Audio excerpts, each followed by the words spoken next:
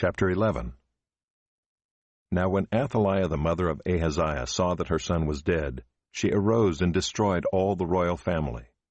But Jehosheba, the daughter of King Joram, sister of Ahaziah, took Joash the son of Ahaziah, and stole him away from among the king's sons who were being put to death, and she put him and his nurse in a bedroom. Thus they hid him from Athaliah, so that he was not put to death. And he remained with her 6 years, hidden in the house of the Lord, while Athaliah reigned over the land. But in the 7th year Jehoiada sent and brought the captains of the Kerites and of the guards, and had them come to him in the house of the Lord. And he made a covenant with them, and put them under oath in the house of the Lord, and he showed them the king's son.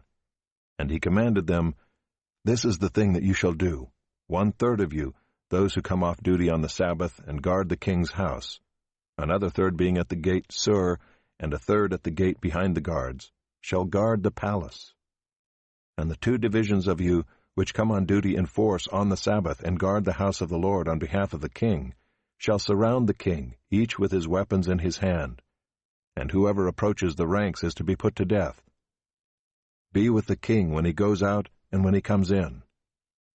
The captains did according to all that Jehoiada the priest commanded, and they each brought his men who were to go off duty on the Sabbath, with those who were to come on duty on the Sabbath, and they came to Jehoiada the priest.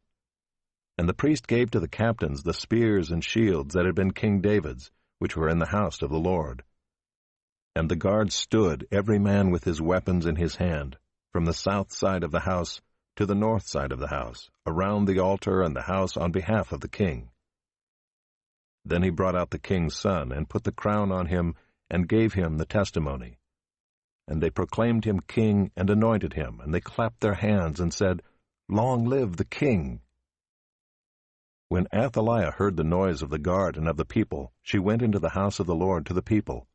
And when she looked, there was the king standing by the pillar, according to the custom, and the captains and the trumpeters beside the king, and all the people of the land rejoicing and blowing trumpets. And Athaliah tore her clothes and cried, Treason! Treason!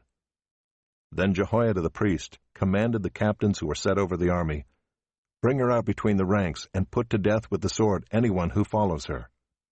For the priest said, Let her not be put to death in the house of the Lord. So they laid hands on her, and she went through the horses' entrance to the king's house, and there she was put to death. And Jehoiada made a covenant between the Lord and the king and people, that they should be the Lord's people, and also between the king and the people.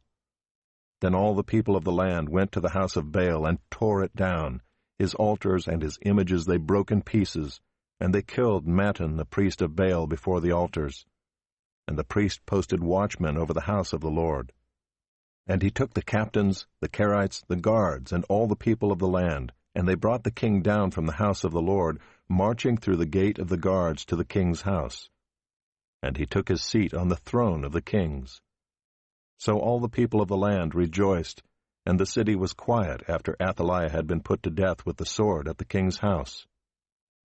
Jehoash was 7 years old when he began to reign.